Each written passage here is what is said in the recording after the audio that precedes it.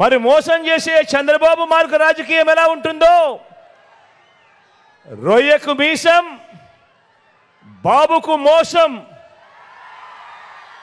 పుట్టుకతోనే ఎలా వచ్చాయో మనమంతా ఈ భీమవరంలో తేల్చేద్దామా? 58 నెలల మన పాలనలో మనం చేసిన ఇంటింటి అభివృద్ధి మన ప్రోగ్రెస్ కార్డ్ అయితే, అందరినీ మోసం చేయటం, నమ్మితే నట్టేయటం, ముంచటం చంద్రబాబు ట్రాక్ రికార్డు. బాబు వస్తే జాబు రావటం కాదు, ఉన్నవి ఎలా ఊడిపోతాయో, రైతును రైతాంగాన్ని నమ్మించి బాబు ఎలా నిలువున ముంచాడో మొన్న పిడుగురాల సభలో, సిద్ధం సభలో మీ అందరి ముందు కూడా ఉంచడం జరిగింది. పిడుగురాల సిద్ధం సభలో ఈ 2 అంశాల మీద కూడా ప్రస్తావించడం జరిగింది. ఈ సభలో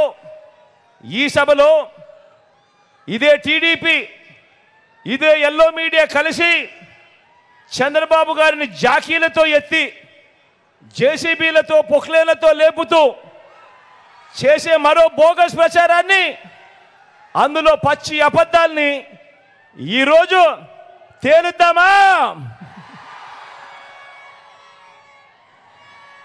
ఇక వారు చేస్తా ఉన్న మరో ప్రచారం ఏమిటో తెలుసా?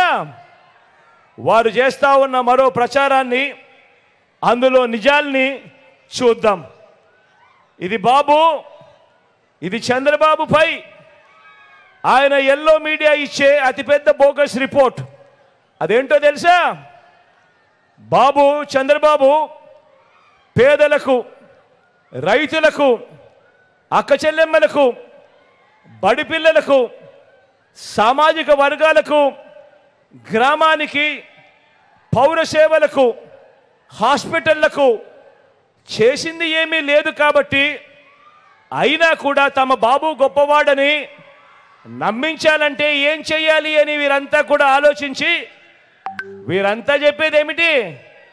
బాబు వల్లే అభివృద్ధి అని ప్రచారంతో తరచూ కూడా ఊదలు కొడతా ఉంటారు.